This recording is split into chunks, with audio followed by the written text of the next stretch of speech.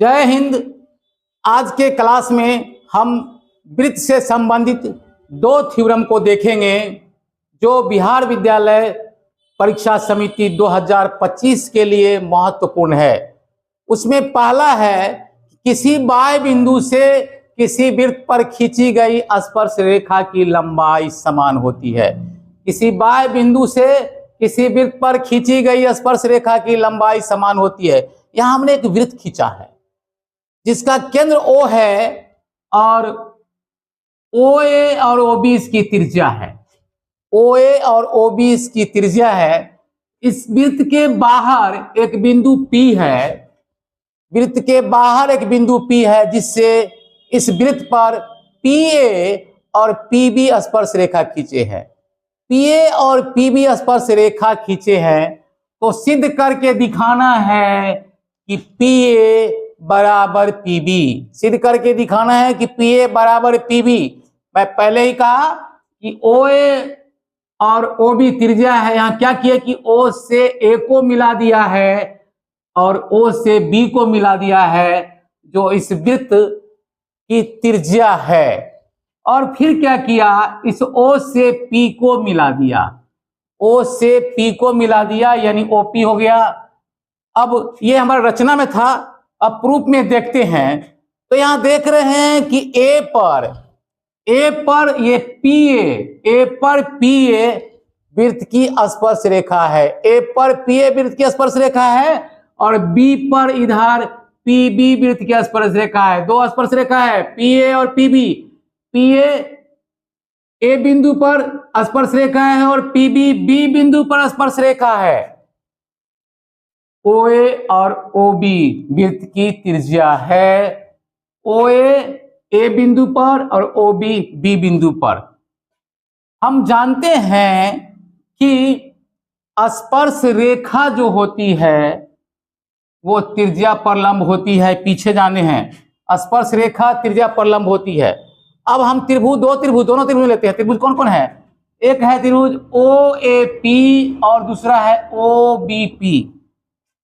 OAP और OBP में क्या क्या देखते हैं? देख रहे हैं कि OA बराबर OB ये वृत्त की त्रिज्या। OA बराबर OB वृत्त की त्रिज्या है। कोण OAP बराबर कोण OBP ये दोनों 90 डिग्री के समकोण है। क्योंकि त्रिज्या स्पर्श रेखा पर लंब इसलिए कोण OAP बराबर कोण OBP त्रिज्या स्पर्श रेखा पे लंब होती है। और ये OP जो है ये दोनों त्रिभुज की रेखा है यानी OP बराबर OP उभयनिष्ठ। तो इस तरह से ये हमारा जो त्रिभुज है, दोनों त्रिभुज OAP और OBP सर्वांग सम है। ये अभिगृत हमारा है RHS से ये सर्वांगसम है। और जब सर्वांगसम होते हैं तो अगर हम इसको कर दे तो त्रिभुज OAP त्रिभुज OBP को ढक देगा यानी OAP PA चला जाएगा PB पर। तो इस तरह से हमारा PA बराबर PB सिद्ध हो गया। यही हमको सिद्ध करना था, PA बराबर PB। अब दूसरा जो थ्योरम है वो है कि किसी वृत्त के किसी व्यास के सिरों पर से खींची गई स्पर्श रेखाएं समांतर होती है। इस वृत्त में हम देख रहे हैं कि AB इस वृत्त का व्यास है। AB इस वृत्त का व्यास है और इस AB के A से CD स्पर्श रेखा खींची गई है और B से EF स्पर्श रेखा खींची गई है। सिरा A से CD स्पर्श रेखा और सिरे B से EF स्पर्श रेखा। तो सिद्ध करना है कि CD समांतर EF, CD समांतर EF, CD समांतर EF। अब हम देखते हैं कि ये CD जो है ये CD वृत्त के A पर की स्पर्श रेखा है। CD वृत्त के A पर की स्पर्श रेखा है और स्पर्श रेखा जो होती है या त्रिज्या जो होती है वो स्पर्श रेखा पे लंब होती है, तो उस हिसाब से हमारा हो गया कोण BAD, ये BAD कोण BAD, ये BAD 90 डिग्री, कोण BAD बराबर 90 डिग्री। फिर इसी तरह से ये EF जो है वो बिंदु B पर की स्पर्श रेखा है, तो इस तरह से कोण हमारा हो जाएगा कोण ABE, इधर वाला ये 90 डिग्री, इधर ये 90 डिग्री, कोण ABE बराबर 90 डिग्री।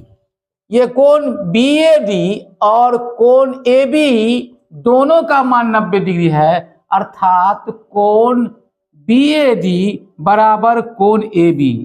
लेकिन हम देखते हैं कि कोण BAD और कोण ABE, कोण ABE, कोण BAD और कोण AB देख रहे हैं, ये एकांतर कोण है, ये एकांतर कोण है।